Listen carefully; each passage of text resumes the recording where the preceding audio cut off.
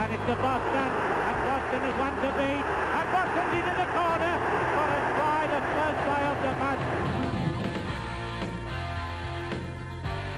Karelia, inside to Murphy. Murphy going nicely away, looking for Sullivan. Sullivan takes it. Sullivan will go into the corner. Sullivan's into the corner, and it's a great down by Sullivan.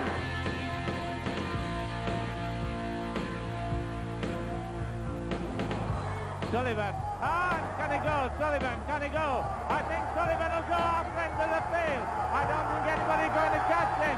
Everybody's saying go, and he goes for a try to Sullivan.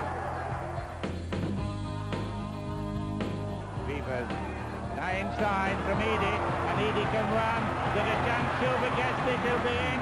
He'll be in with Silver unless he can come across and take him. But Beard is in, and Beard gets the try, a brilliant try. Australia is now attacking, and Beard, and the kick by thrown in. Fairbairn should have it covered, but he doesn't. In fact, the ball comes loose, and it's Australia with a very good chance. Britain having to get back quickly. McMahon in possession, and Colk a dummy. A dummy and gone on the blind side, and is going to score.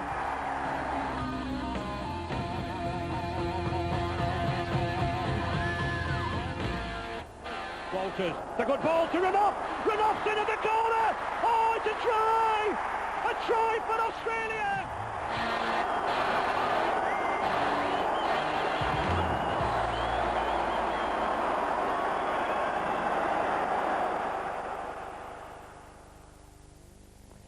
In 100 years of rugby league history, there was no more important month than October 1995, the Halifax Centenary Rugby League World Cup. And in this programme, we're going to review the 15 matches that led to the presentation of the biggest prize in the sport at Wembley last weekend. Ray French and Joe Lydon have had the last week to form their opinions on everything that went on. We'll hear from them later. But the competition began with 10 teams contesting 3 groups. Eddie Butler takes the story on from there. Group 1, 4 teams and 2 to qualify. Top seeds Australia, home nation England, Fiji and South Africa, the outsiders. Day 1, the top 2 came to the Twin Towers, but was Wembley the right place for the World Cup opener? A crowd of 41,000 said yes.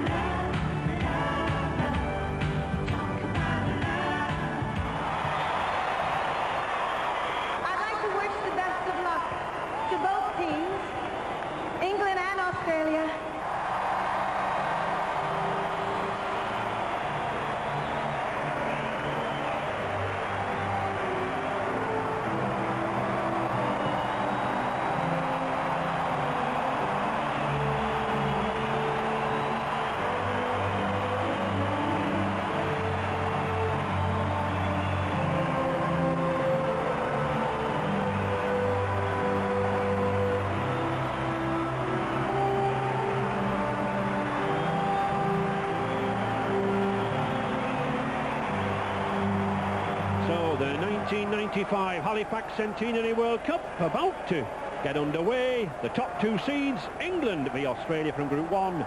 Another 15 matches to come throughout England and Wales. And away we go with Rod Wishart. A long high kick, well picked up by Darren Powell. Oh, and that looks a little high. But it's England in the new style jersey, the all-white with the red cross. Australian defence, very, very flat Thursday. It is. I noticed before, they're probably a little bit rusty, Australia, because a lot of these players haven't played for a long time, and they certainly haven't played together. And they seem a little bit rusty whether they're supposed to be left side or right side. Oh, there's a chance here for Barry John Mather. Now then, long striding, 6'5", but that's a tremendous tackle. Tremendous tackle from Brayshaw. Barry John Mather just couldn't make it to the line. But the first chance was there for England. Australia would have been better advised to push that ball out wide, but they're in charge. Fickler to Dimmock. Dimmock looks for support. Out here, Opawati going for the corner. It needs a good tackle. It's still in possession. Oh, good defence there from England. Bartram again. To Payne. Difficult forward to put down this Dean Pay. Australia edging nearer all the time. Tuvey will switch the play. He does. Fickler. Oh, beautiful side step from Fickler. And there's the first try to Menzies. Beautiful play. Australia done well here because what they did, they stacked their left-hand side, and England was spread out, thought they were going to spread the ball. Brad Fiddler seen the defence move up too quick. Big step off his left foot, and Steve Menzies backing up the middle and offloaded the Menzies and scored under the post. John Edwards. That's a good high one now then. That is a tester on Brescia. Oh, he's lost it! Almost a chance there for John Bentley. That's the first time that England have gone to the high kick. Brescia, as you say, covered it well, but at the last minute took his eye off it possibly. Spilled the ball. That could have been a try for England if it had gone to hand. This is a good time to get the football. It's only about 5 minutes to go before half-time, and they can put plenty of pressure on Australia here. Oh, Andy Farrell going for the line! And Andy Farrell has scored! Superb run down the blind side! The very try that England wanted! Excellent effort from Andy Farrell, justifying his place at loose forward, using his strength from the base of the scrum to get over the line. Paul Newler, not been in the game too much. Ooh, almost in the game there. Just held there by Aussie centre Coyne. And there is the hooter. A good, solid, strong performance from England. 6-4 for Australia. 40 minutes to come. Plenty of action remaining. At least the rain has stopped. It won't trouble the players too much in the second half, and I don't think it's troubling these Fijian dancers too much either.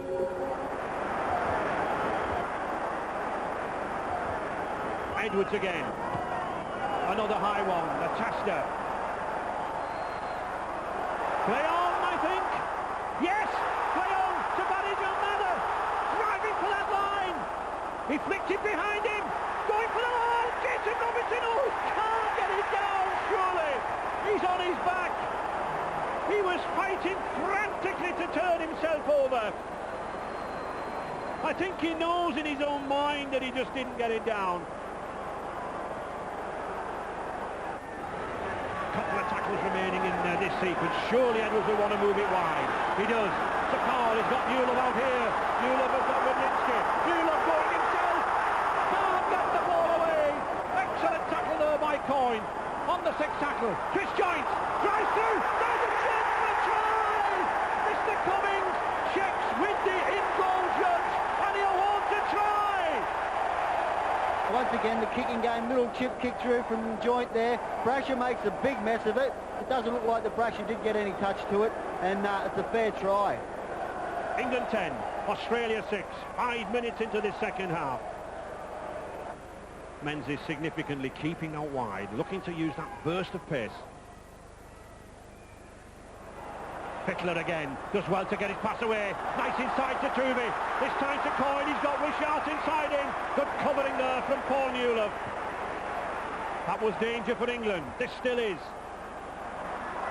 Fickler. Oh, that's a tester for this young... Oh, was he interfered with? I think he was. But it's a try nonetheless to Mark Coyne.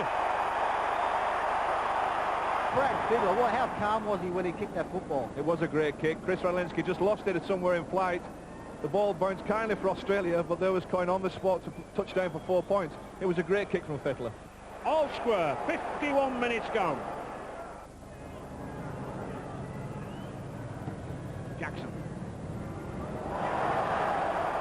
Hopewati misjudging it. Oh, and he loses it. Here's the chance for Jason Robinson. He's in on the corner. Oh, an error by the wingman. Pressure football by England. They kicked into the corners. Hopewati tried to bring it out. Good chase by England. Good defence. I think it was Phil Clark that came up with a crucial tackle that spilled the ball. Jason Robinson, if you give him chances like that, he's going to take them. He pounced on the ball and managed to get over in the corner, Steve. England 16, Australia 10. England assistant coach Andy Goodway, Robinson's try was a reward for application, really, wasn't it?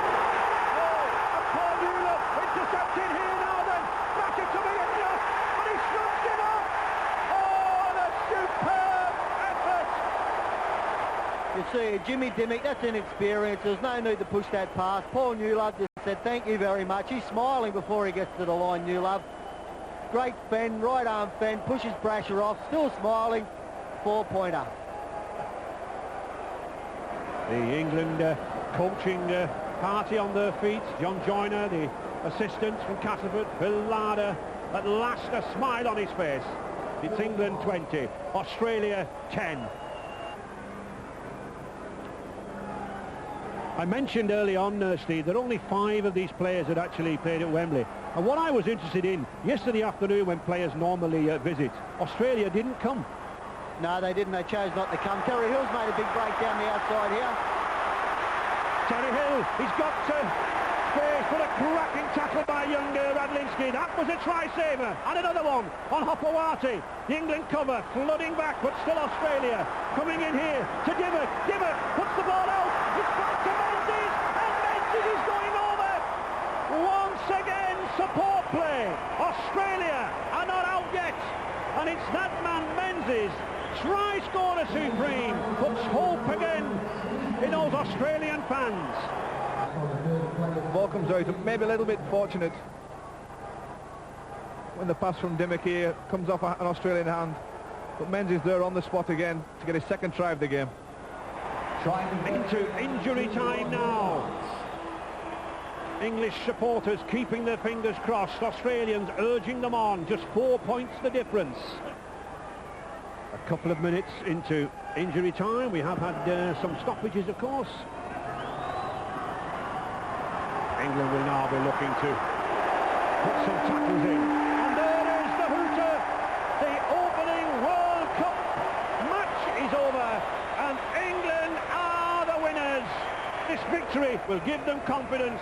It will boost their morale as they enter this, what will be a tough 3-week World Cup tournament.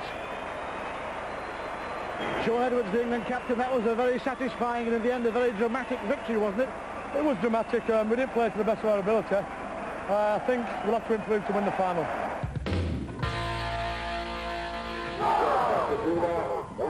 The World Cup moved north. No Diana Ross. Here, the pre-match entertainment a little more challenging.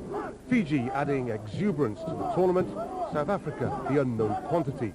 The emerging nations of rugby league.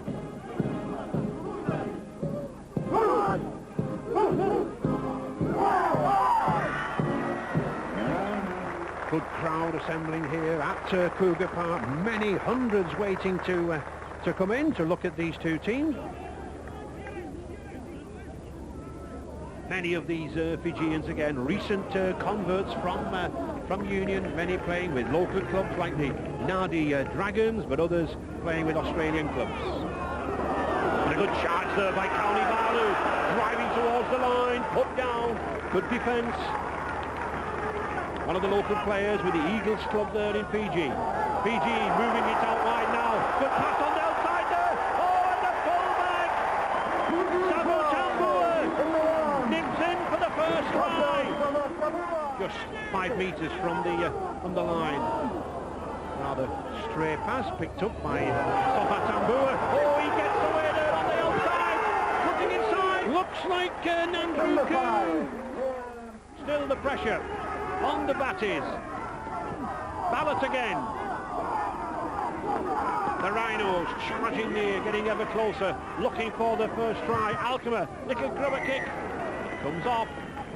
It was offside. Come on. Offside. Yeah, he was in front. 2 more points from Van Wyk. Edging nearer are the Rhinos.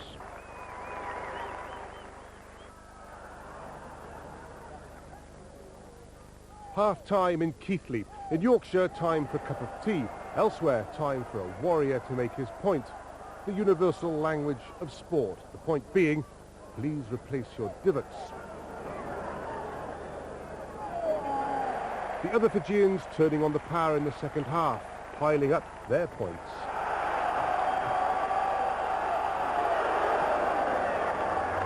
Tremendous run there. Tremendous run by Elise Tonga. Number 2. Every time he runs, he leaves South Africans lying on the floor. And here they are coming through now. Oh, striding away. Deku Itonga going for the line. He's in the corner. Wonderful effort straight from their own line. They're so fast. They are so strong, these Fijians. They've certainly given the crowd their money's worth here. Gerald Williams can't quite make it. Jaco Alberts, one who probably does deserve a try. But there is the hooter. A superb exhibition from the Fijians. They were something of unknowns. They were something of outsiders in this tournament. They've certainly shown everyone, Steve, in Group 1, that England and Australia, it's no easy route to the semi-finals.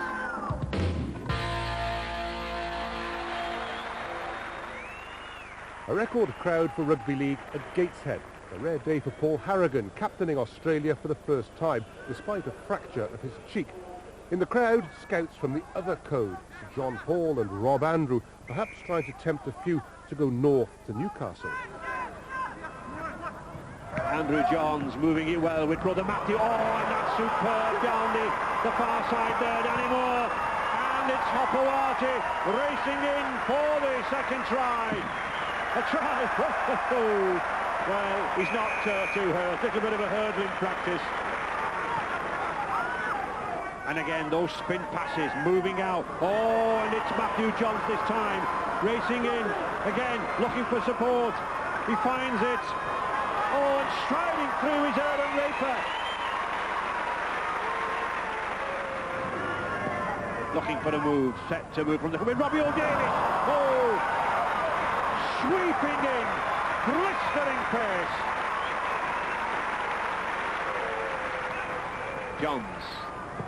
Johns again. Oh, and it's that. And McGregor striding through. Straight pass. He's got support with him. Jim Dimmock going all the way. Johnson again there, but it's a try. The tap penalty. But Australia's defence is usually sound around the just look how close the difference there on the Australian line, how close the defenders are to the acting half-back position. 2 or 3 either side, no way through. South Africa have to push it wide. Oh, he was almost over. It's going. Oh yes, he's over at the corner. Gideon Watt. Well, he has a black eye, he has a cut head. But there's one thing, he has a try. Gideon Watts, the first try of the tournament for South Africa. And the fans are delighted by that.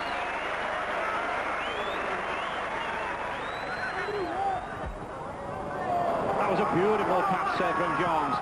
Flicked inside by O'Day. Oh, and picked out of nowhere by Moore. That was fingertip passing. That score taking Australia way past their previous best, and Andrew Johns equals the world record of 11 goals. That's the man of the night, Andrew Johns, and a record score for Australia. 16 tries and 11 goals. It was my first test, and all through the day I was a bit nervous and apprehensive, but you know, it's good. You know, playing alongside my brother helped me out a lot, and you know, to South Africa's credit, they're a building, you know, football nation, and you know, they never gave all night, so it's a credit to them. And there's no reason why they can't be a competitive team in 5 or 6 years.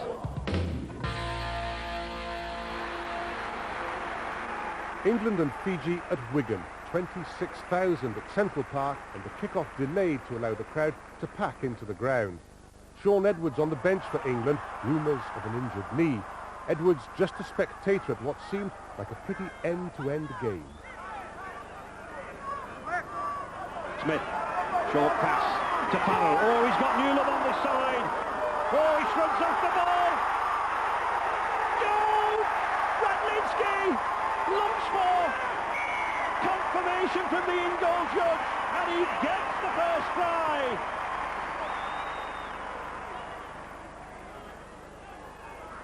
Bobby Goulding, long, high kick, it's intended for Radlinski. Radlinski picks it up, back inside to Jason Robinson. Oh, and that is absolute class.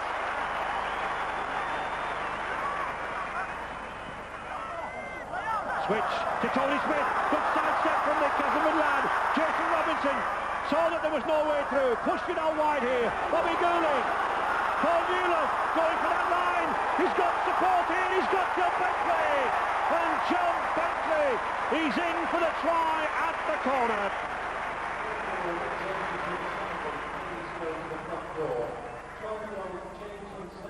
Paul Broadbent going through. Paul Broadbent going for the line himself.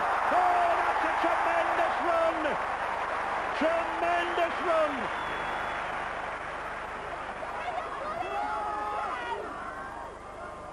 No way through. He's determined to have a go at the try. Goulding again tries to repeat the trick of the first one. Oh, Jason Robinson!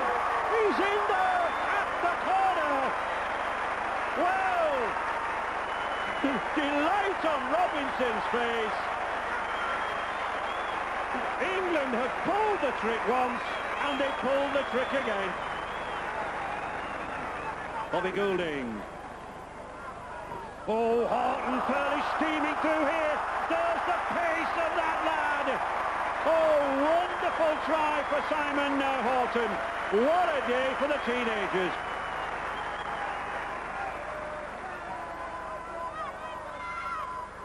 Good run by Smith. In there for a try.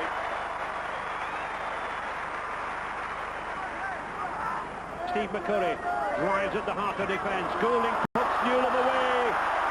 Good try for Paul Newlove. The pass was perfection. Rugby league's not an easy game no matter who you play. 46-0. We were just happy with their scoreline more than anything. We stood strong in defence, and they're a very good attacking side to keep the ball alive, and we stood really strong and couldn't let them score any points, and that's the most pleasing part about tonight. The 13 now for the semi-final has not been finalised, but everybody in the squad now has had a start, and I learned quite a few things about certain players tonight.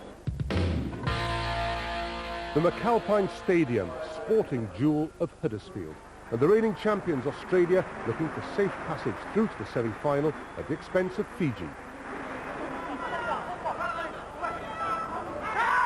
Tooby wide, Fittler, but again Fittler's pass not reaching the defender and a Fijian hand to it.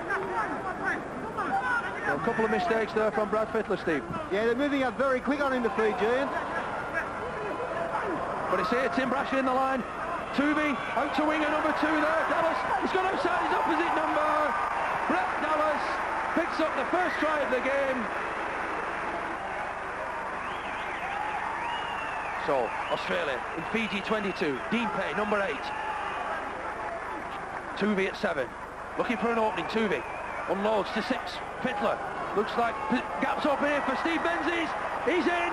Steve Menzies has come up with the 3rd try of the game. With the Fijian captain leading the Langalangi, Lee, you've got the crowd on your side again, but you can do a bit more than that, I would think, aren't you? Of course, they're a good side, they're a well-drilled side. We just have to hang on to the ball and probably have come up with some points. Fiji got a bit of flair, which they could show us, haven't they? You will see a lot more in the second half. Fiji unfortunately not able to reveal much more in the second half. The traffic all one way, Australia's.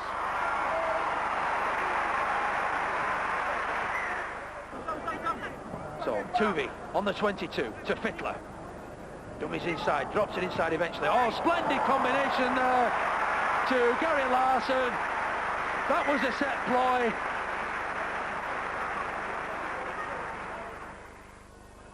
Graham Murray was telling me that the Fijians, they pray before a match, they pray after a match, and they're praying there that to thank God that nobody's been seriously injured, and that's all a part of their sport. They're just true sportsmen. The last match in Group 1 at Headingley, Leeds, England and South Africa.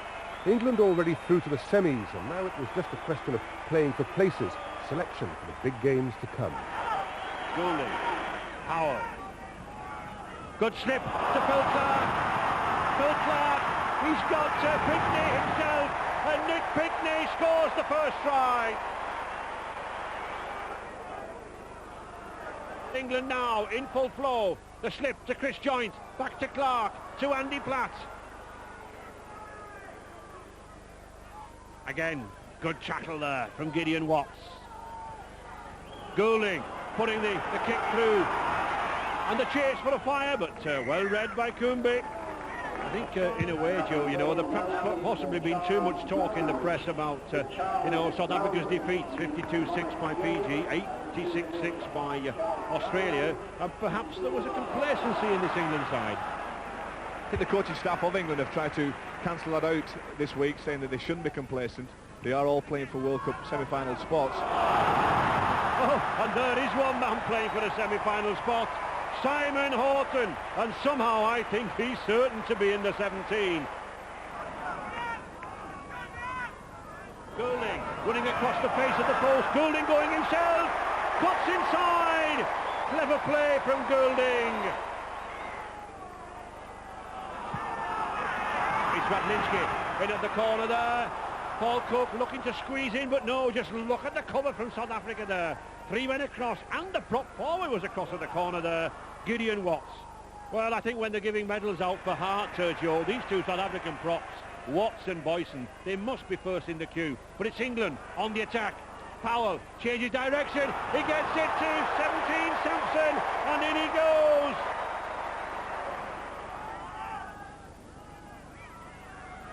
Powell, that's a good pass. Savani John Mather now then. Mather, he's got the length of the field to go. He's 6'5", he's got Martin a fire with him. A fire going for the corner, but Kumbi gets him.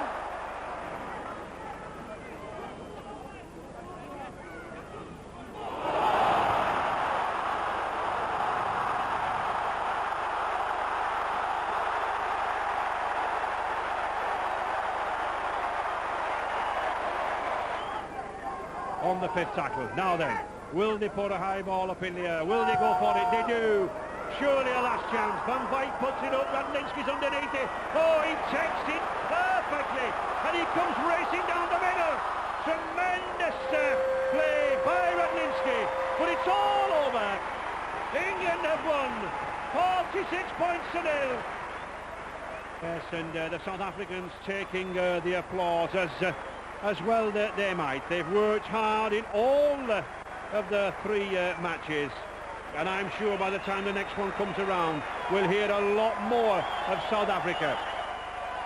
Try to get out of this World Cup with honour, and I think the guys succeeded very well in that.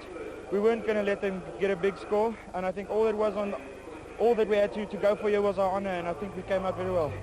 Honour for South Africa, but no points. England top of Group 1, unbeaten in 3 games. Australia, as expected, the other team through. Group 2, the Pacific Island Group, 1 to qualify from New Zealand, Papua New Guinea and Tonga.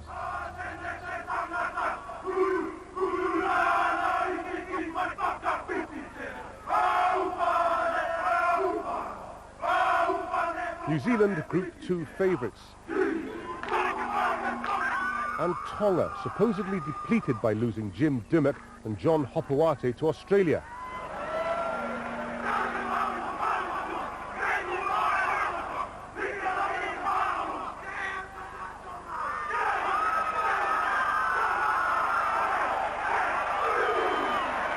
It was to be a World Cup classic.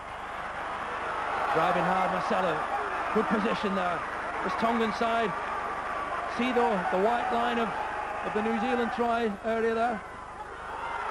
Good drive here. Lee Hansen, great ball! Lee Hansen into Willie Wolgram for the first try of the game. New Zealand down the blind side. Ruben Wiki stepping, driving hard, tackled by Mann. This player Mann seems to be everywhere today. Kearney, Blackmore on the inside, tackled by Hansen. Eventually, it's it. Hero down the blind side. Oh, sloppy pass yet again, which could result in a try. If I'm not mistaken, he's given the try.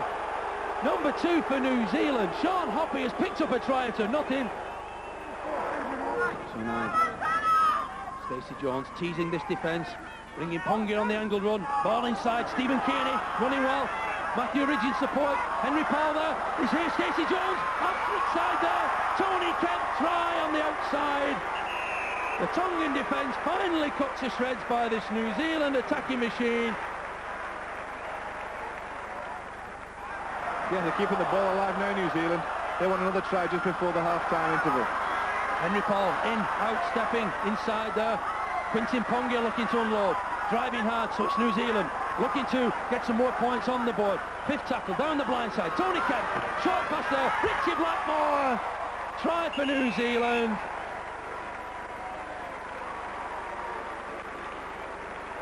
Fifth tackle, Tony Iro, probing the defence, inside to Barnett, inside there, to number 4, Rupert Wiki. He's given a try. He's given double movement.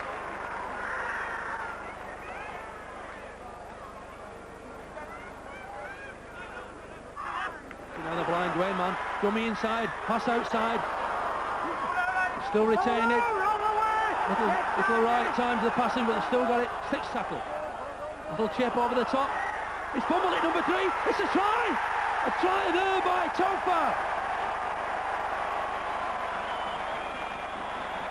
There we see Namu. Numerous stitches in that cheekbone injury. Number 5 by Corsa. Thinking inside. Boot inside, driving hard.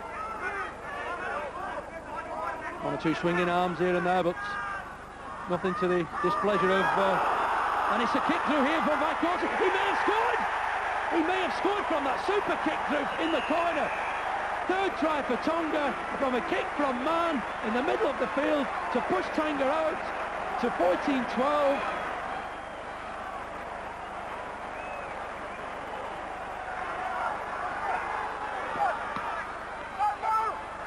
Number 2, Sean Hoppe, giving his forwards a break, driving away. 61 minutes gone, Joe. Yeah, that was good work from Hoppe there to help relieve the forwards' pressure and just take the ball away. Made good yards out of his own half. And his substitute, Finau, is picking up his loose pass. Finau into the corner. Finau for Tonga. We may have a major upset on our hands here with Tonga, the underdogs from the South Pacific, taking on mighty New Zealand and currently leading 20 points to 12.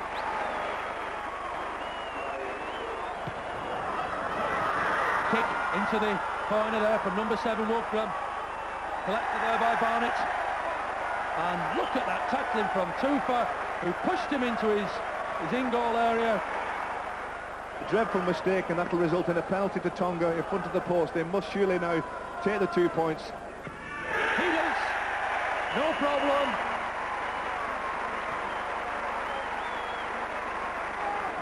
So New Zealand, can they get some more points on it? Stacey Jones. Across the field, Namu. Kearney stepping off his left foot. Namu again. Into number 2. Sean Hoppe.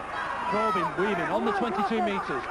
New Zealand chasing the game here now. Stacey Jones up the blind side. Throws one out the back door. Collected by Namu. Henry Paul in possession. Pass to Matthew Ridge on the break. Matthew Ridge. He took the scene. He scored.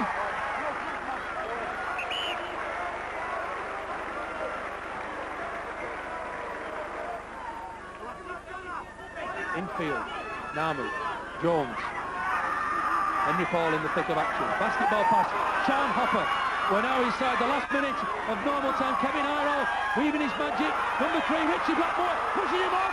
Richie Blackmore's in for a try. Richie Blackmore has pulled some points back. for New Zealand here in the corner. We're in the last minutes of normal time.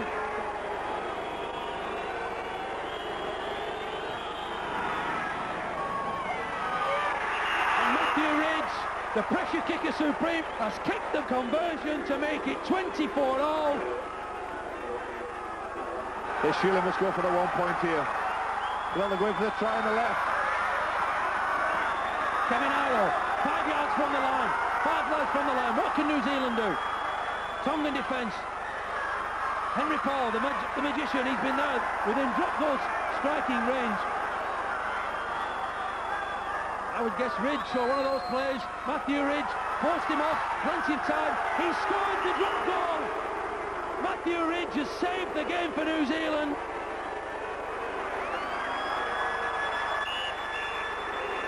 All the Tongan players, Terry, have done themselves and their country proud tonight. They've played some excellent football. They've come here new to the world stage and played excellent. Yeah, you've certainly made some friends here tonight. Well, yeah, and you know, I guess the people back home in the Kingdom of Tonga and the people that are over here with us are extremely proud of the team performance. It was a good team performance, right from the coaching staff to the people of St Helens, from Mike McLennan's group who have helped us. So, you know, once again, a big thank you to all those people.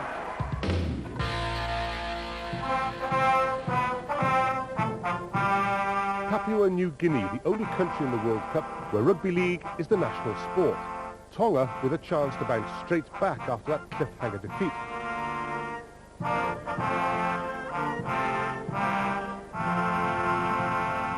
And how? No hangover here apparently. Tonga 20-0 in the lead, but then in the second half, the start of a headache. Here we go, from Papua New Guinea, get some points on the board, bring this game alive once again. Number 9, down the blind side, Elias Pio. Done it a couple of times and he's teasing this defence, Joe. Well, on 2 occasions now, they've gone for the line on the short side, but no support there. Kororo took the ball down the right-hand side. Now they look to open it out wide. Lamb, half-back partnership, bringing the centres into play. Good strong run here from number 4. Number 4, O'Connor, inside to Lamb. Just what Papua New Guinea needed. Adrian Lamb, the captain, has brought his side back into the game with a splendid try. Little switch move. Number 8, Agai, tried to unload, lost it, then regained it.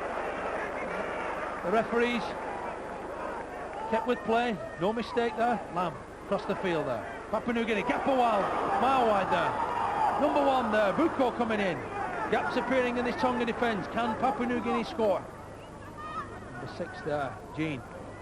No.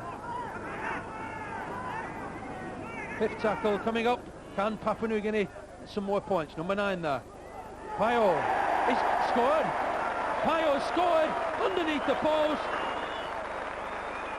Elias Pio making it Tonga 20, Papua New Guinea 10. What can Papua New Guinea do to some more points on the board? Number 12, Nanda Yer, driving onto this near side. Tackled by Tonga.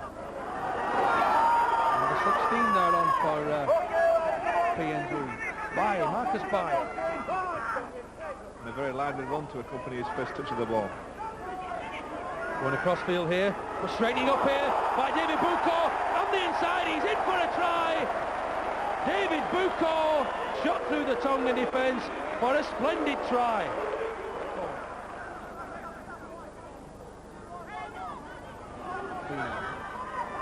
Inside Taufa, running hard. Now Tonga about to break back into gear, as it were. Number 15, Liku, run hard all this half. Liku, twisting, turning. He may have scored there. He has. Liku has come up with a try for Tonga. The ideal way to respond to the Papua New Guinea onslaught. 5 yards from the line. Lamb at first receiver. Bringing his runners. Switch back down the blind side. Number 12 there, Yer. Inside there to 15. The substitute forward. Good play there. Enterprising play. Trying to increase the score. Number 5 there, Kororo in the middle. Yard from the line. Are we going to see Pio trying to just look once more? No. Cross to Lamb. Little grubber kick through. And a try by number 6 there, Stanley Jean. Linking well with his half-back partner Lamb. man. That's in half. Wolfgram. Switch back inside. George Mann. Steps. Tackled by the first defender, but releases. Dwayne Mann. Bomb into the sky. Misfield there. Finally, coming up, number 2. Topher. Has he scored? Has the referee given it? He has. He's a full-back, Buku, that let it bounce off his shoulder. The ball comes out to Amon, and there the number 2 for Tonga. Taufu goes over the line to score the try that could seal this game for Tonga. 6 points would equalise this game and conclude things. Adrian Lamb on the inside there, to substitute! Number 15 for Papua New Guinea. Solbat has come up with a try underneath the post. So, and Payo level the scores in injury time for Papua New Guinea.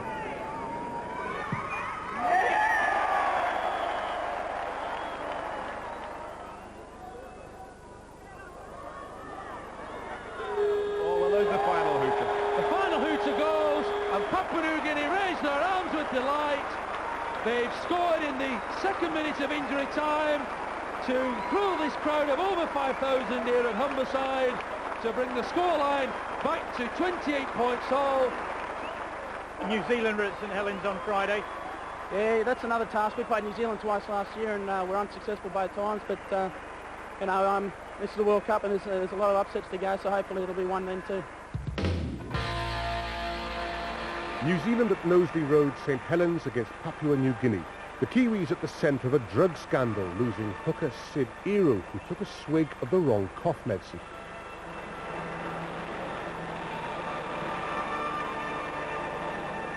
In the place of the suspended Ero for the Group 2 decider, in came ex-captain Gary Freeman at hooker. Henry Paul, twisting, dodging, gets a good pass out there to Williams.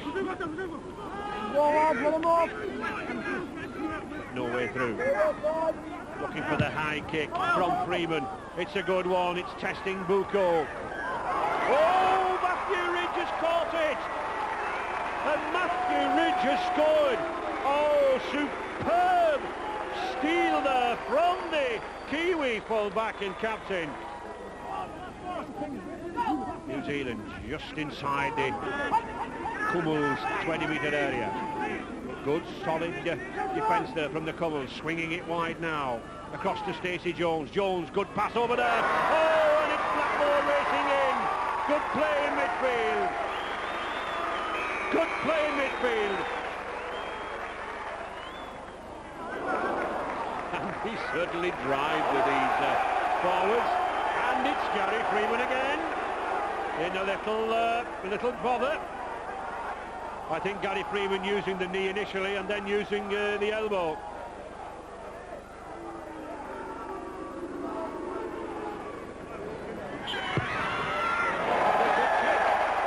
Straight between the uprights, the flanks are raised, and Papua with points on the board.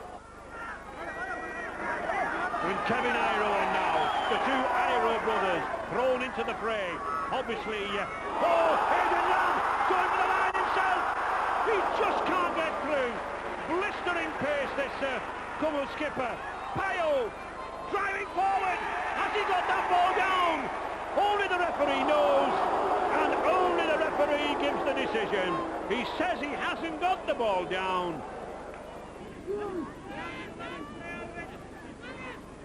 Back to Lamb again. Oh, beautiful play. He's got real pace, this lad. Oh, a magnificent pass to Calvo. He's got one to beat. He cuts inside. Tremendous play from John Ockle. That really tested the Kiwis out there. But still the New Zealand line holds. Still Papua New Guinea can't get over it. And still New Zealand look to be heading for a semi-final place.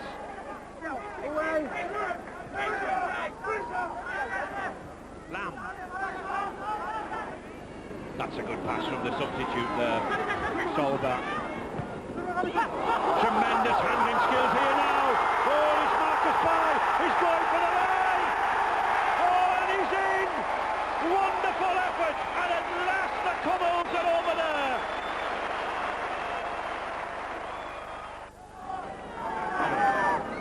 Mr. Cummings getting them the full 10 metres back. Jones again. Paul, little switch round. Oh, he sends the big centre. Blackmore racing through, and it's a try for Sean Hoppy.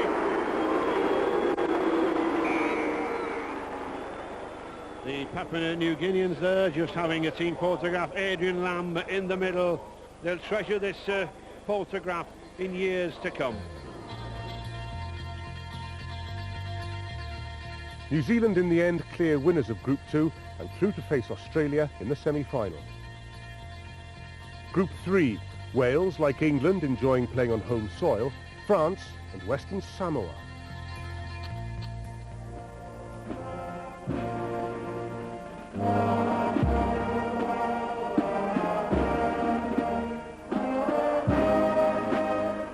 Wales huddling at Ninian Park, Cardiff, in front of another record crowd for Rugby League, the reigning champions of Europe in their own backyard, to take on France.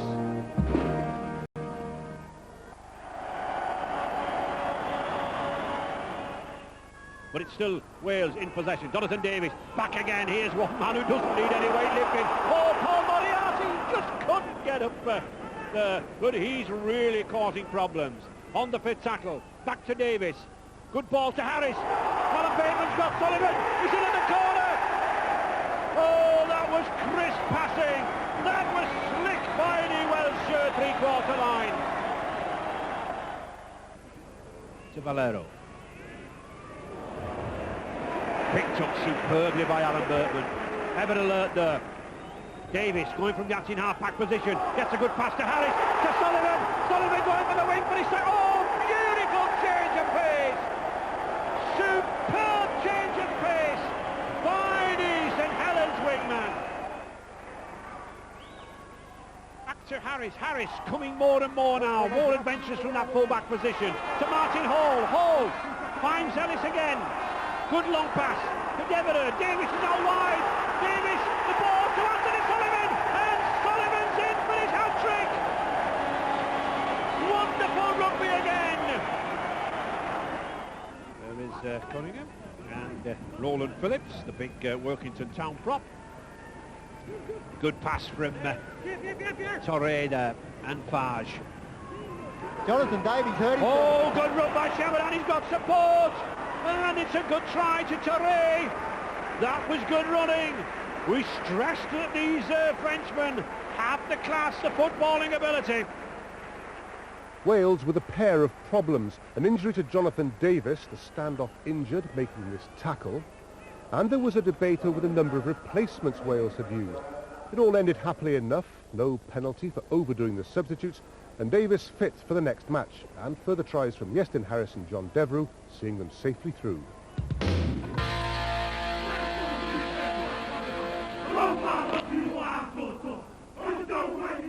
Western Samoa, the major threat to the established order in rugby. The islanders' natural aggression refined by the coaching skills of Graham Lowe. France were directly in the way, and from a bit further away, the watching Welsh in red. Number 9, Touré, acting half-back. Touré, switch down the blind. Number 11 there, Boudadwan. Touré, another switch down the blind to number 10. Bit of a gap here on the blind side for the French player. Into number 4, and it's Chamoran, who's picked up the first try of the game. Making it France 4, Western Samoa 0. On the blind side there, Poaching, the hooker. He's going very close. Poaching. That was a nice little half break.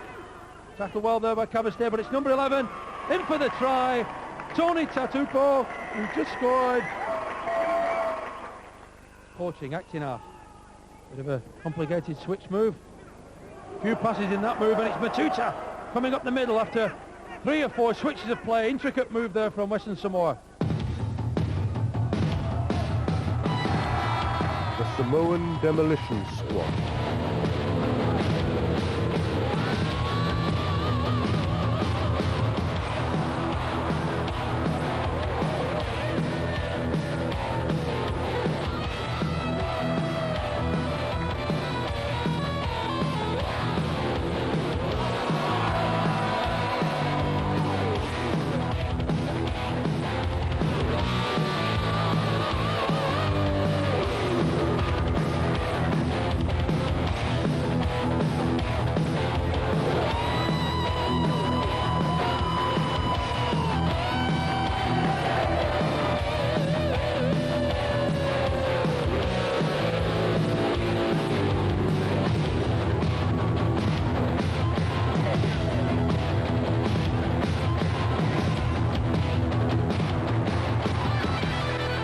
swept aside. Food for thought for the men in red. Glad that we finished what we've come here to do in our first game, and whilst obviously it will be the big game that we're looking forward to, the fact that they beat France so comfortably the other night, it sets it up for a great finale for the pools game.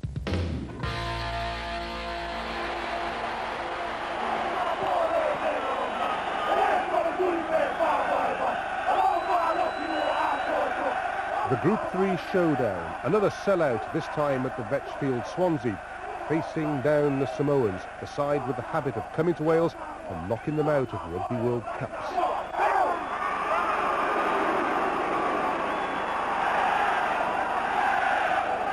Harris to Davis. Wide pass out here to young Iestyn Harris, only 19 years old. Twiggamala read that very good. He came out up quick in the defensive line and cut Harris off. Davis stepping through the middle. Deverell puts right onto the 22 metres line. All teasing the defence. Ellis looking to go wide. Good wide pass from Ellis. Bringing in Quinnell. Straightens up. Scott Quinnell up to the fullback. Can he get over? No, he's held there. Just on the line. Great tackle there from number 2. He's sent Tia a part of the sin bin. He's judging that he's pulled Quinnell over after he's told him to play the ball.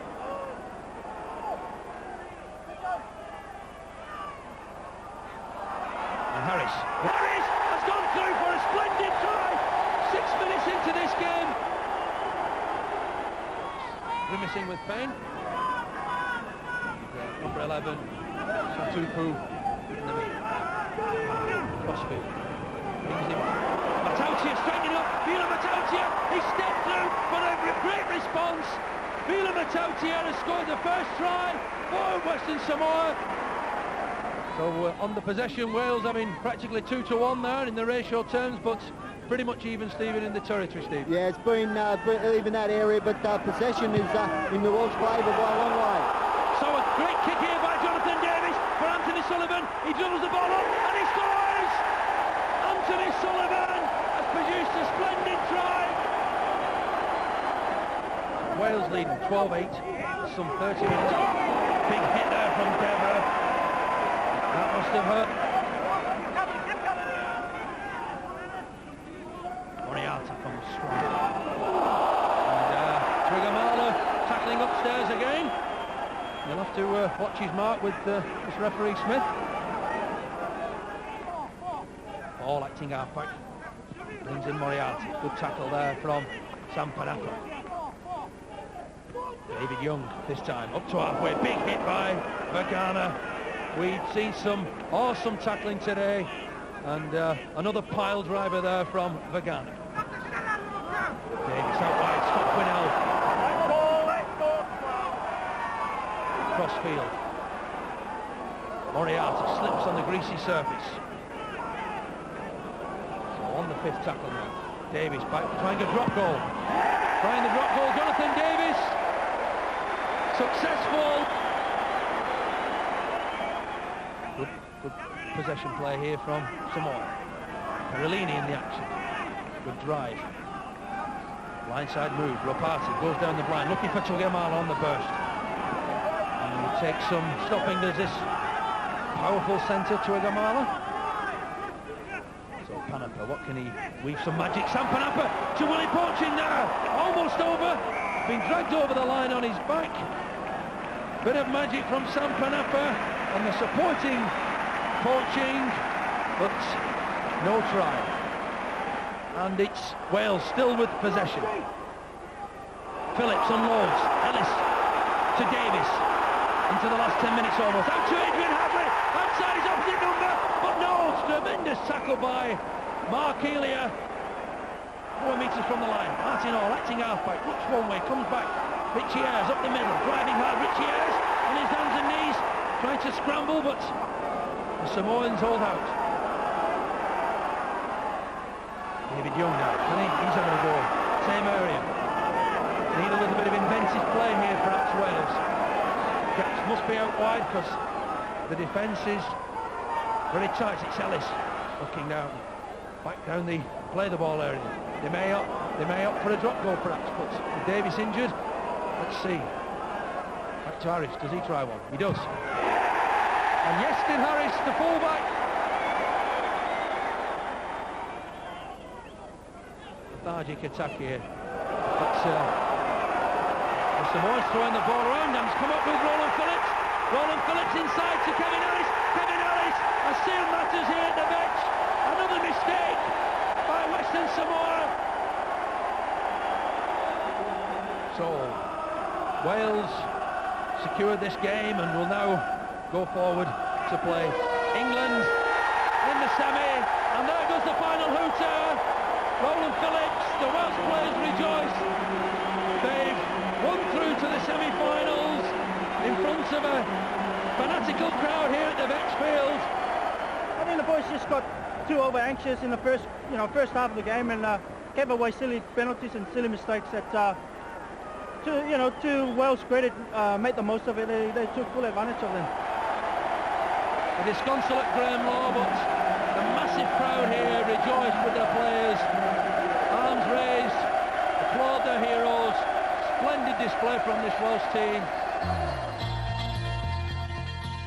Wales on top of gruelling Group 3 and now preparing to leave home to face England in the semi-final. So the World Cup competition down to the last four. No great surprises in the four that went through. But Ray French, who impressed you most of all among those that went out? Well, I think the Pacific Islanders, they brought a sense of adventure and excitement. They love to run, they love to handle the ball, they can tackle. They're naturals for rugby league, and we must invest in them, Steve. You know, we must give them a future.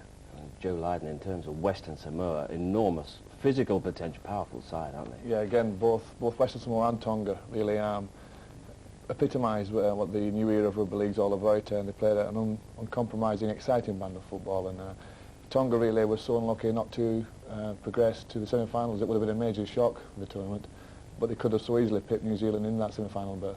Absolutely. Some thoughts that South Africa didn't really belong at this level, Ray, but what did they get out of the competition, do you think? Well, they are the new boys. They showed a lot of pride and a lot of commitment. You know, there was a feeling there of possible humiliation in that last match against England, but no, they stood up, they were a proud race, as we know South Africans are, and they threw everything into that match. They'll come, and I think by the time the next World Cup comes around, they'll be a force. So exciting group games, but on to the semi-finals. England against Wales, first of all. It took place at Old Trafford, and after the Welsh form against France and Western Samoa, there was no reason for complacency in the England camp, and it was a tough afternoon. Here are the highlights.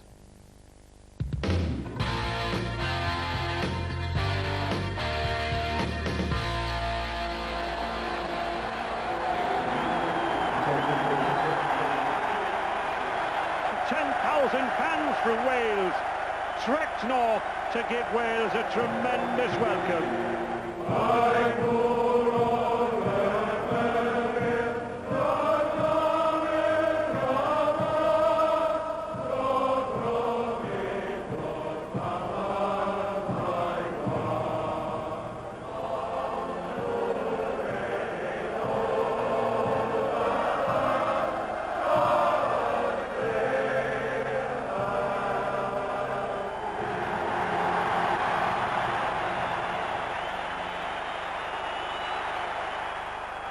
A lot of pressure now on this England line.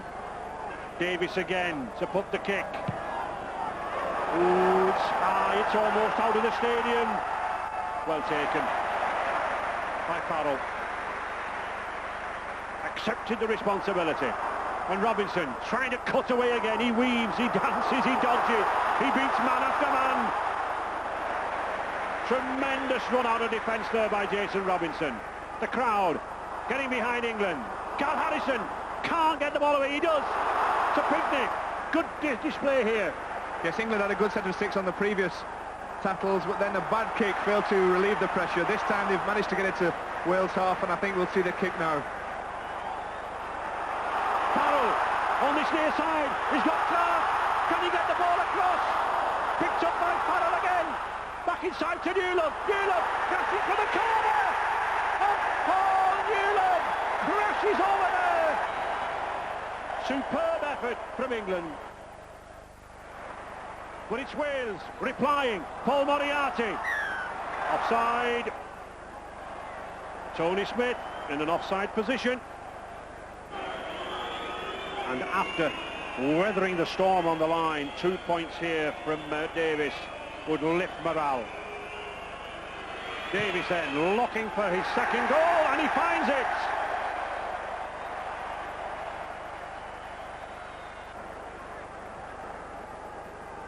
Radlinski.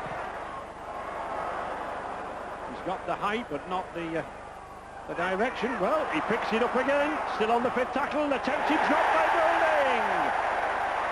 And it is there. Bobby Goulding. Quick drop goal. And that edges England out further.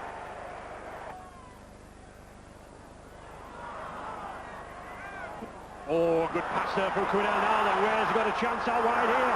Alan Bayman has got into Sullivan. Oh, now that wing there. Sullivan's still going, but it's in touch. No try for Deverard. Not an awful lot of penalties conceded in this match. The game has been quite free-flowing. Farrell. Good switch inside to Tony Smith. Oh, and Danny Spence is going over. Superb effort. That's what you call second-row support play. More trouble for Wales. Second row Paul Moriarty coming in with the punch on Andy Farrell. 10 minutes in the sin bin. And in Moriarty's absence, Jackson once again going from that in half-back position. England really cutting Wales here around the rocks. The short pass to Goulding. He's got Pickney. On the fifth tackle, Bobby Goulding stabs a kick to the corner for the fire, and the fire puts it down.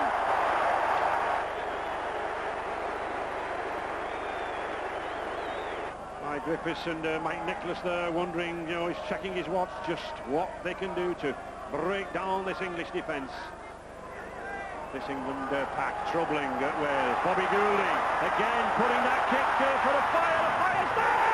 Oh, the fire's done that ball again! I think he bounces this one down. Let's see, he does.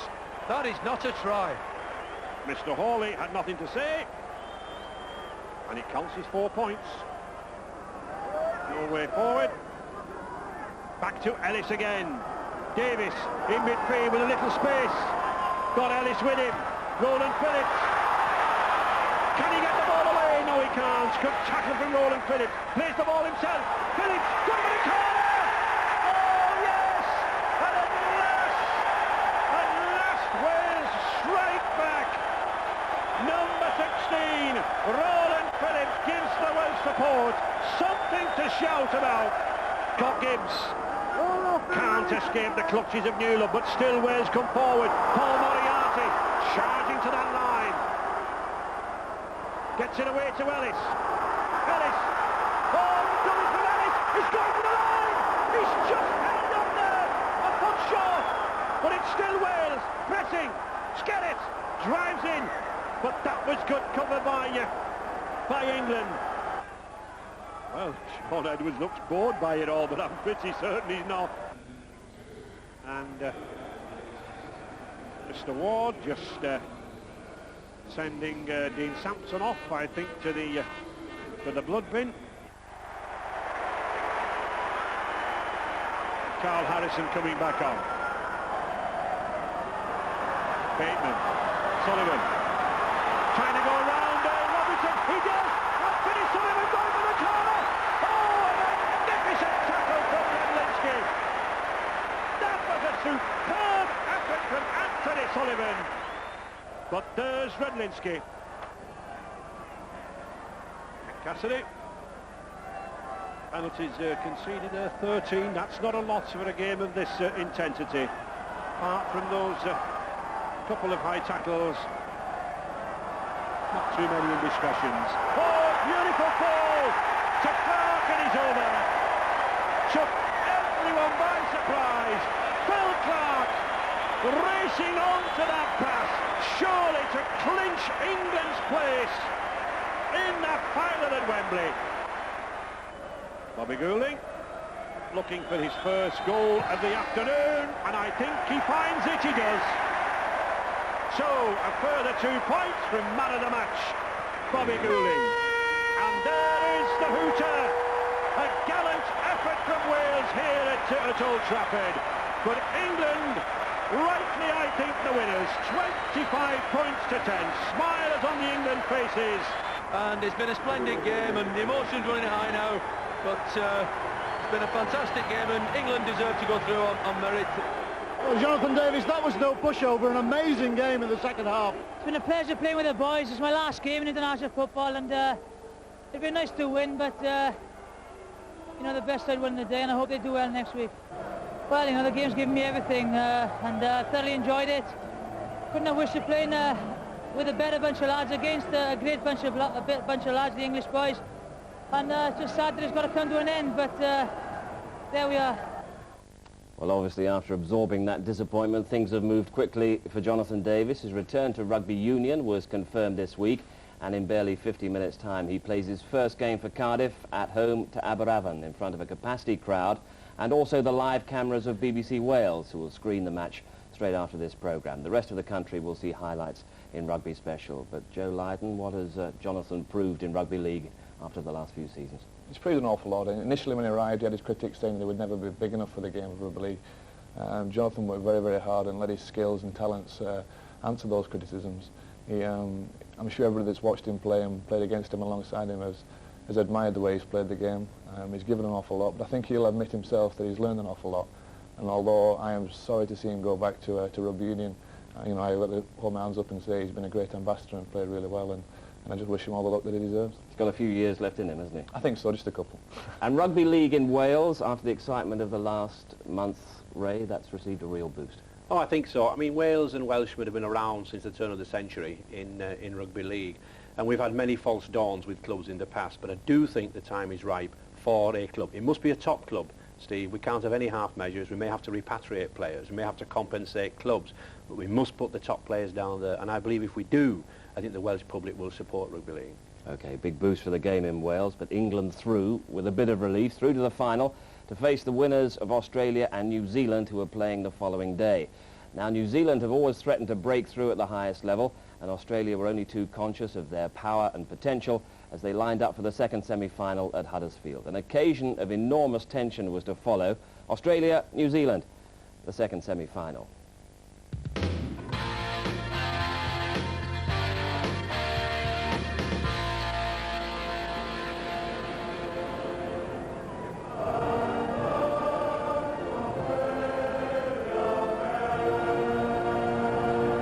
From Wales v England on a Saturday to a Sunday, and near neighbours from the south, Australia and New Zealand, the Kangaroos with the advantage of having beaten the Kiwis 3-0 in a recent test series. It didn't start like a classic. Johns with the pass. Oh, Menzies trying to break out wide there. I think we'll see this boy Menzies racing out wide off these passes by Johns. Fickler. Inside to Brasher. Brasher going for the line. 4 points, and it was the passing in midfield that once again caught New Zealand out wide.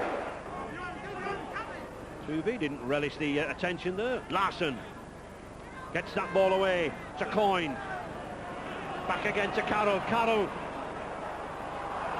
Oh, flicked inside. That was an element of luck, I think. But Menzies was hanging around out there. There was an element of luck about it. But class players make their own luck.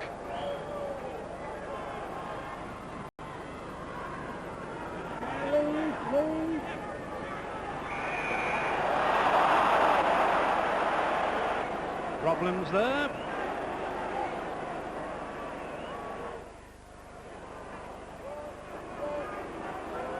Oh, well, Stephen Kearney, I think he was objecting to the ball attempt at ripping out there by Fickler. Certainly the Australian was interfering. Matthew Ridge just composing himself.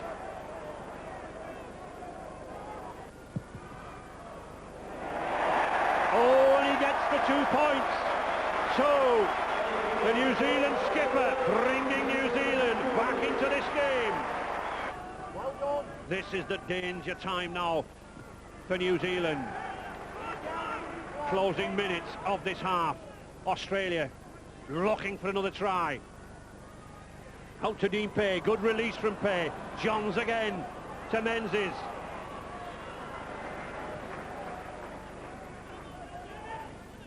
Tuvey plays it down the same side. Coyne dummies his way through. We said this was the danger period. This is when Australia like to strike.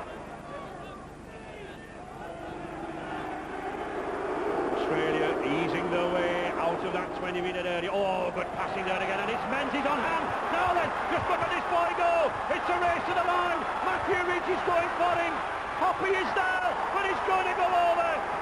Sensational try from this boy, Steve Menzies. Bobby Fulton using his substitutes well. Mark Carroll's had a good hour. Kevin Iro trying to burst through, looking for support.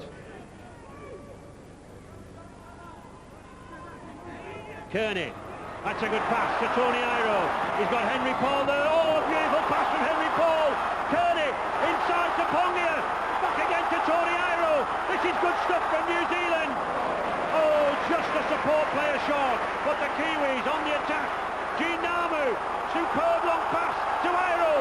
Iro cuts inside, gets it to Blackmore. Oh, again, a lovely pass, one-handed. And Burnett is in. That was style, that was class, that was good handling from the Kangaroos. And at last they break the cover down. Namu, Pongia, offside, another 6 tackles against Australia. Quick tap again, Okasini driving in, oh, tremendous effort there, almost took the Kangaroos by surprise. Jones, well, Kearney coming along at the face of the post 30, we need some direct running now. Namu again. Nice switch of play. Tony Iro, will he go himself? He's in! Tony Iro, he's in for a try! Australia beginning to tire. The Kiwis roaring back. And Tony Iro took matters into his own hands. He went for the line and he scored. 9 minutes remaining. 6 points the difference. Tuvey to Johns. Matthew Ridge is underneath it. Oh, that's a tricky one. Oh, he's lost it. They've all lost it. That was a very, very tricky kick, that. Brasher lost it. New Zealand lost it. Oh, and quickly played by Henry Paul. Surely he was interfered with, and that will be a sin bin, I'm certain. Yes, he's going. Terry Hill into the sin bin. So, 3 minutes remaining. Australia down to 12 men.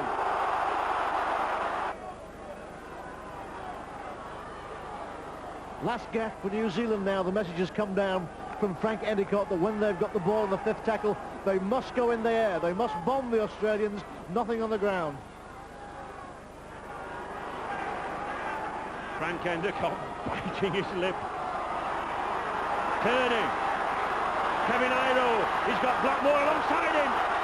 Just can't get through. Good cover tackle by Dean Pay. Bobby Fulton, not been in this situation for a long time. Henry Paul again, gets a good pass out to Matthew Ridge. Oh, and he's going for the line! Kevin Iro's going over! Oh, a magnificent try!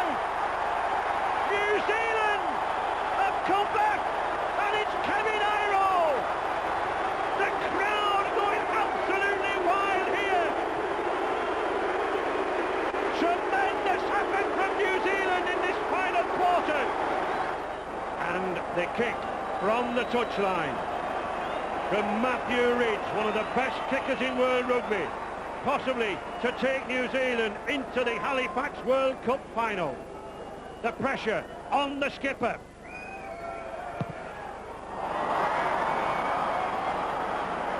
No goal, no conversion. Oohs and ahs from the crowd. Half a minute remaining. Locked at 20 points each. Looking for a quick play the ball. Pongia, it goes to Ridge. Is he going to have a shot at goal? Left-footed, he does. It's a huge one. Just to the left of the upright. Wonderful effort there from Matthew Ridge. There it is. All square at full time. 20 points each. Wonderful effort. But they've got a further 2 10-minute periods now of extra time. I couldn't understand him.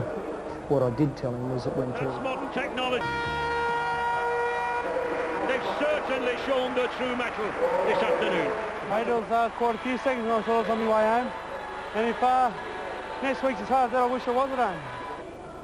Yeah, well, mate, we had a kick from the sideline that, you know, I possibly should have got. And then a drop kick that probably missed by about centimetres, but there's a coat of paint in it, but that's the way it goes. I mean, full credit to Australia. They hung on for the win. And, well, you know, I've got to give our guys a big rap. I thought we stuck in there really well and we showed a lot of pride and a lot of commitment, a lot of heart. And, you know, we almost came away with it. And, you know, it's pretty hard to take it, you know. If anything, Joe Lydon, has been a question mark over New Zealand commitment and pride in previous seasons. That's been dispelled over the course of the last month. Definitely. I mean, they have a wealth of talent to select from. I think they have a problem combining that talent. And this World Cup, they didn't quite get the formula right. But if they do get that formula right, they have the potential to win any tournament in any game. And the key to the development and progress of the New Zealand game is possibly the Auckland Warriors and the club level, the involvement in the Winfield Cup as well. That's been a massive boost for the New Zealand game.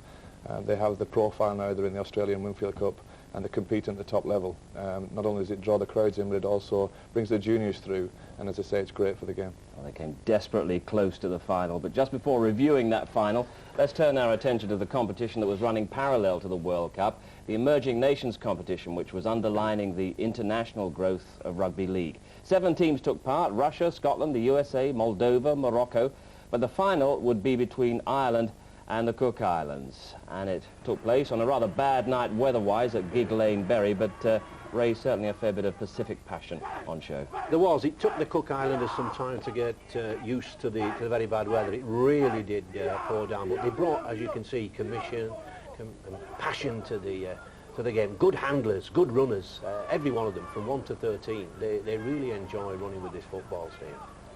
Well, the Cook Islands would eventually win it by 22 points to 6, but what have the Irish proved during the course of this competition, Ray? Well, the Irish, again, have developed tremendously over the past couple of years. They were very brave in this match. They were outclassed in the end by a lot of players who have played regularly in the New Zealand leagues. But it would be a great boost to those amateur clubs that have now been set up both north and south of the border. That was the Cook Islands try that eventually sealed their victory, 22 points to 6. So they lift the first trophy in this centenary World Cup, but the main event was played out just 4 days later. Could England achieve their second victory over Australia in the space of 3 weeks and reclaim the World Cup for the first time since 1972? Well, in front of a 65,000 crowd at Wembley, the Halifax Centenary Rugby League World Cup final, England taking on the holders Australia, and after the pre-match entertainment, will the status quo survive?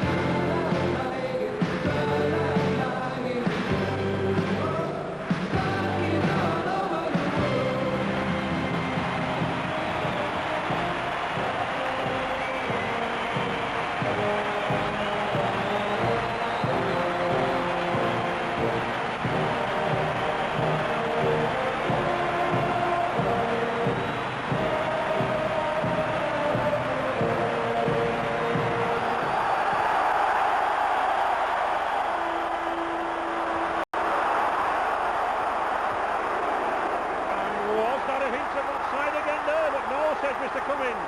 That was bad taking of the kick-off. Australia on the attack.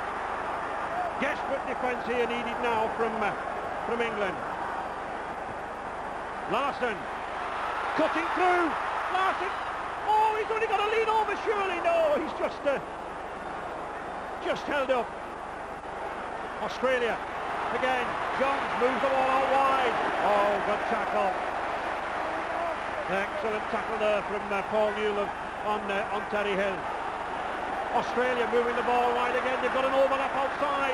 Brings it back inside to Menzies and to Dimmock. Well, I think the Kangaroos would have been better advised to have continued that ball to the left. But it's Johns again with a little grubber kick. Robinson's there! Oh! We're looking there for consultation, and I'm sure Richard's got the touchdown. He has, says Mr. Cummins, but there'll be a lot of controversy on that, and I'm sure. England on the attack. Farrell. And penalty. Andrew Johns penalised. Lying on again at the tackle. Bobby Goulding then looking to add another 3 points. He does, but only just. On the fire, going away. Dowling, the fire. Can he go all the way? I think he will. Starting a fire, going to the corner. Oh, he's just caught at the corner. Just caught at the corner. The crowd roar for a try, but it won't be.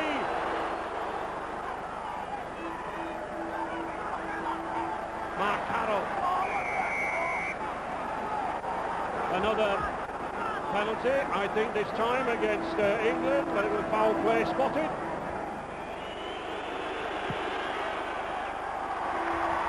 And it is another 2 for Australia. This is better then from England now. England moving forward. Cassidy. Switching play with Clark. Clark, oh, almost getting through. Just an ankle tap. Good 15 metres from the Australian line. Bobby Goulding opening it wide to Dennis Betts. Betts to Tony Smith. He's got plenty of pace of this Catherwood standoff. Newell tries for the line himself, and Paul Newell, he takes matters into his hands. The big, powerful Radford Northern centre.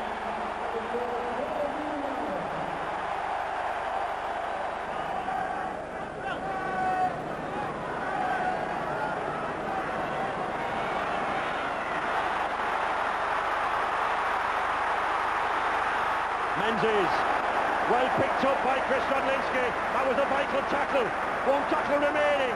Oh, Australia going to the line! Intercepted by Fulfar! Dennis Betts, time for the captain to inspire. To Tony Smith! Tony Smith! He's got tremendous... Oh! Did he trip over Brashear, or did he fall over? Whatever. England want to keep the ball moving. To Bobby Goulding. Goulding tries to cut through the middle, but again good cover there from Gary Larson. England on the attack. Andy Farrell puts a little rubber kick in behind Dallas. Oh, it's a teaser. Hits the touching goal. On the 5th tackle, Toovey. Danger here down this left-hand side. Fixed it again, trying to kick. Oh, he gets the ricochet. It's still in play on the 6th tackle. England must move out quickly. They can't let Australia keep that ball. Jones going for the line. Oh, Radlinski. Is he going to give a try? I think he is. He's giving a try to Brashear. And Australia go in the lead at a vital stage in this game.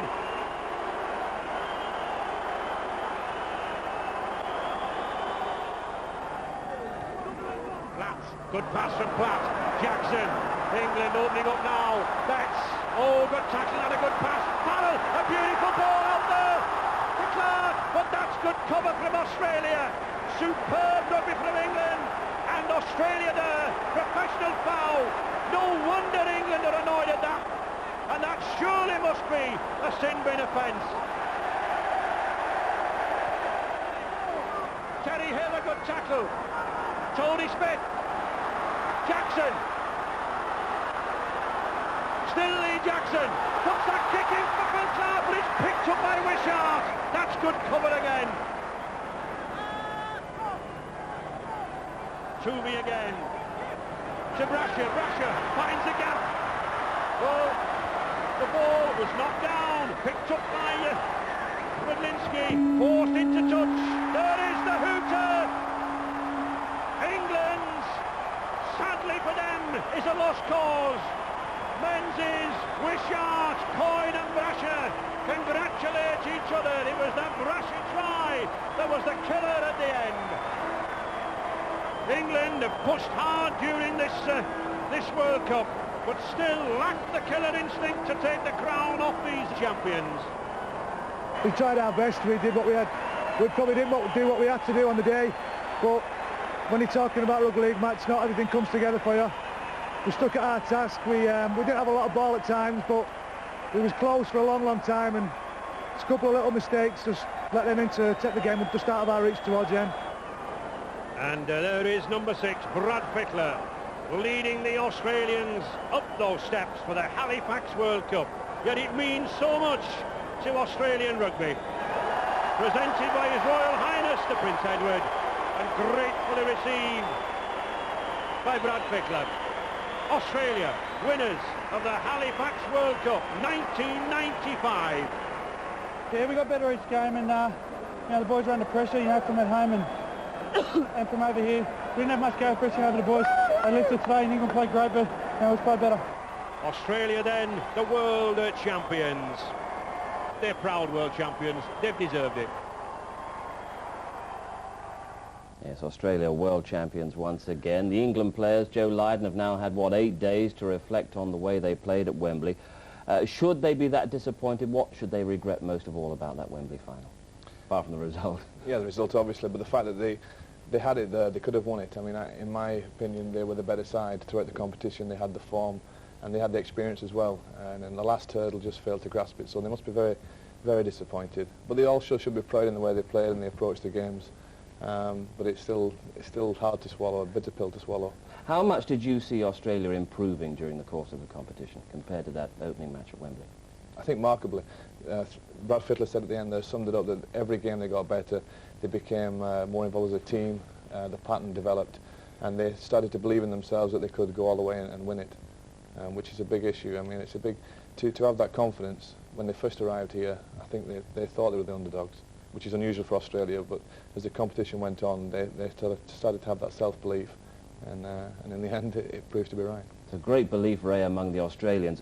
Among the English players and among the Great Britain players, is there now a sort of mental block about stringing together a run of victories against these Australians? Well, it seems to be coming that way, Steve, doesn't it? And I think, psychologically we do have to break that down. I don't think the players were ever too confident. I think the public were too confident, and I think that was the problem that many of the players faced. I don't think Phil Larder was ever too confident. But this is the problem with the Aussies. They put a clamp on you. They hold you, and they wait and wait and wait. You make a mistake, and they pounce. Difficult, very, very difficult. We've got to break them down. Absolutely. Well, from Australia, another great team performance, as you say, but what about the 13 outstanding individuals of this World Cup competition, or at least one man's opinion? Here's Ray French's choice of the dream team.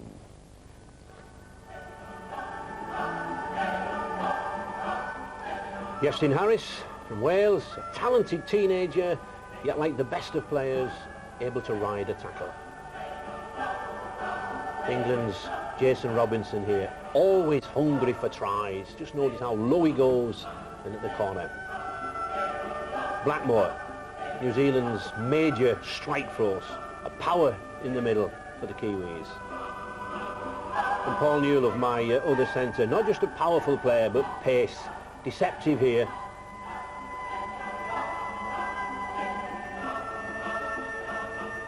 And Anthony Sullivan, sheer class as a wingman, the feint inside and the pace on the outside.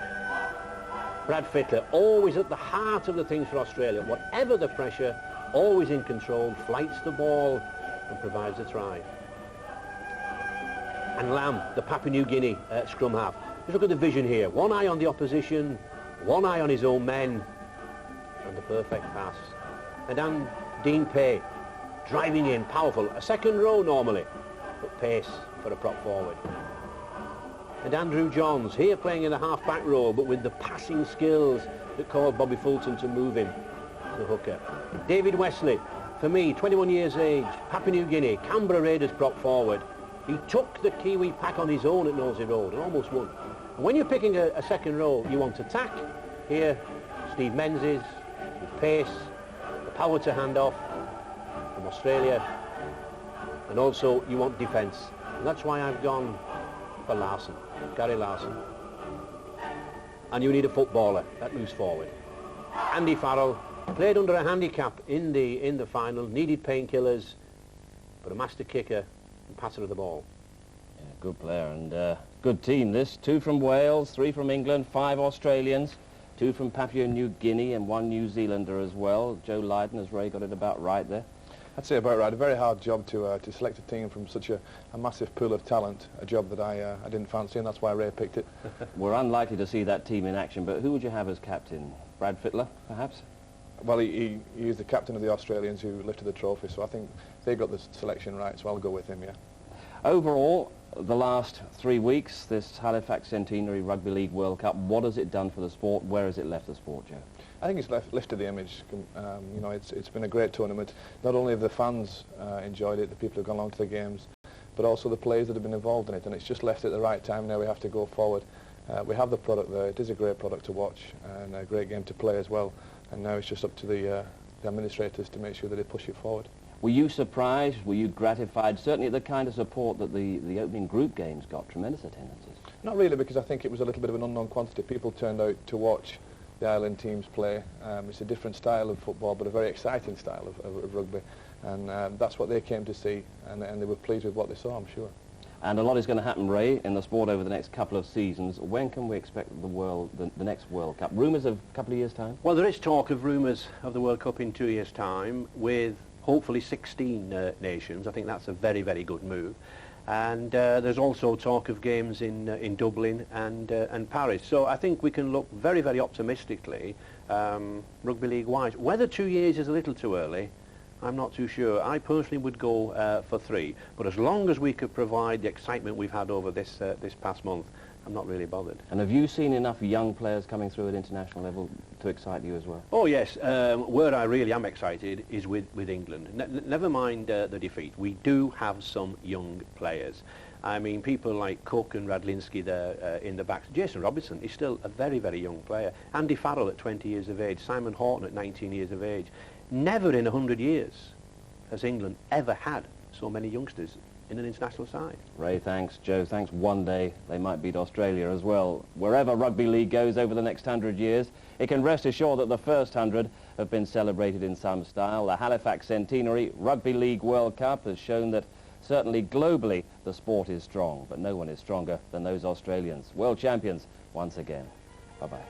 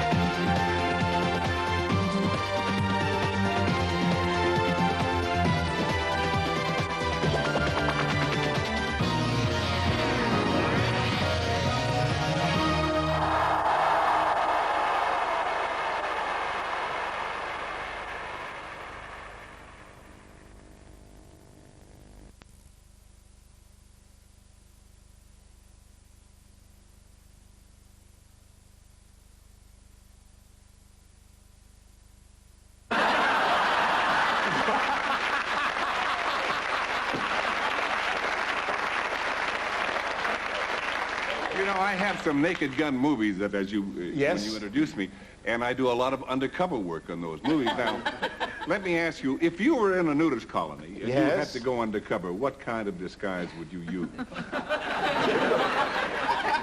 Well, on a good day, a fig leaf. On a cold day, a tea leaf. Yeah, I want to ask you also, though, you know, I do some golf videos, too. You were just talking about Yes, golf. you do. And what is the best advice you've had about playing golf? Okay, I'll have to bring one of your late countrymen in, and it concerns Bruce, Kipper. We were all up at Glen Eagles playing in this celebrity golf game, and it was about 7:45 in the morning, and I not very good at impressions at all, but the phone went, and, you know, I went, hello, and the voice went something like, you want to play a 4-ball? We're just down the 2, we want to play par. I said, who is this? He says, Bing, you want to play par ball? Because Bruce, Freddie Brown, and you. I said, now stop messing around. I said, is that you, Lynchy? I said, it's 7:50 in the bloody morning. Now turn it up. No, he said, I'm just standing here going to play ball. I've got a ball. I said, that's Bing Crosby. I said, sing White Christmas. He said, it's 7:50 in the morning, he said. I don't know what time it is. I said, sing it. So I heard, boom, boom, boom, I'm dreaming. And I looked out the window, it started snowing, so I knew it was him. So I've never been up and out of bed and dressed so quickly. I've rushed down, and there he was on the tee, roaring laughing with Bruce and dear Freddie Brown, a pal of ours. I didn't think it was me this morning. So we played golf, and I think he said, we'll just play for $5. Just 5 and nothing else. I said, that suits me. And I think Bruce and I beat him and Freddie, so it was lovely. We've copped the dough. He said, you know, Tarby, he said, I could take 6 shots off your game like that. Well, so I said, yes, Bing, how? He said, cut out one of the short holes. But he was a lovely man, and that was a great joy. And there's a lovely, lovely man here. I'm best described as, I suppose, sex on legs. Harry Seacombe. Harry, how are you? Very well. Sir.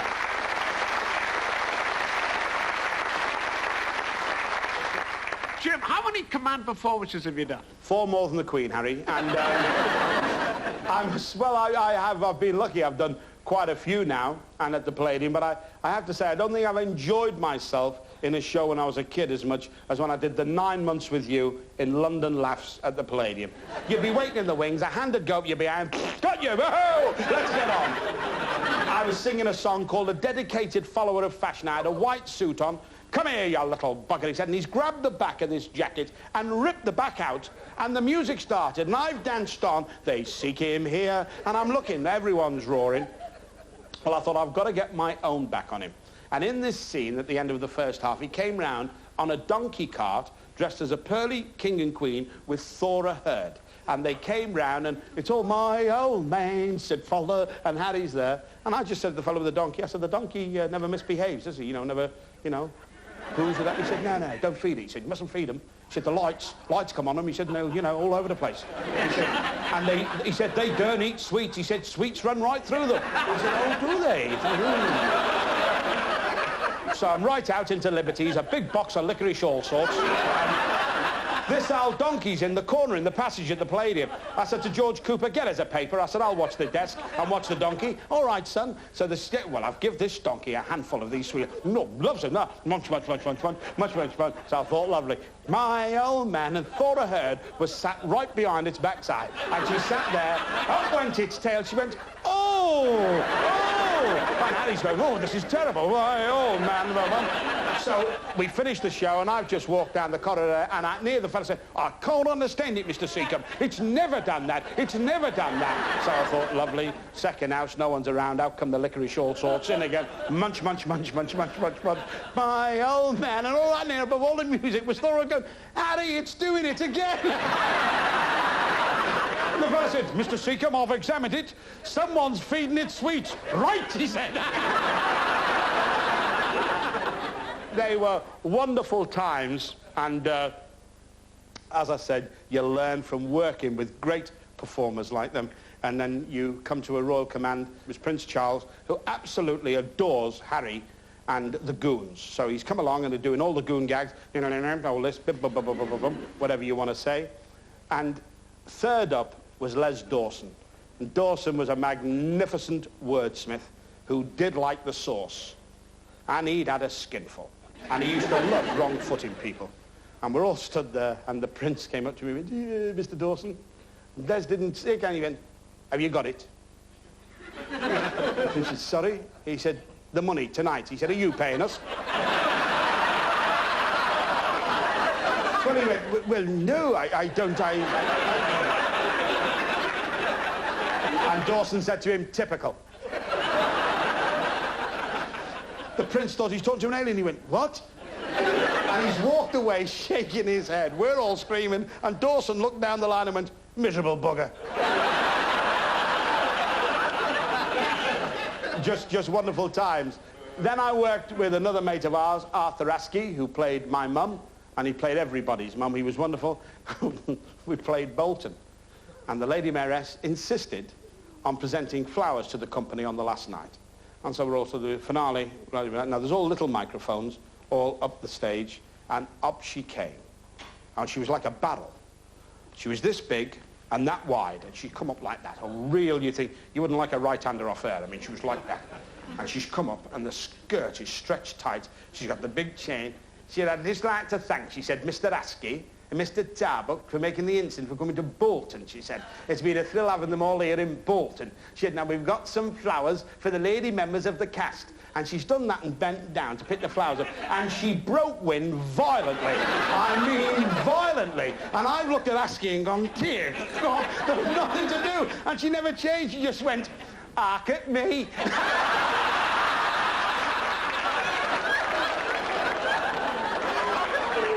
Well, I mean, you just can't top that. We just went, yes, well...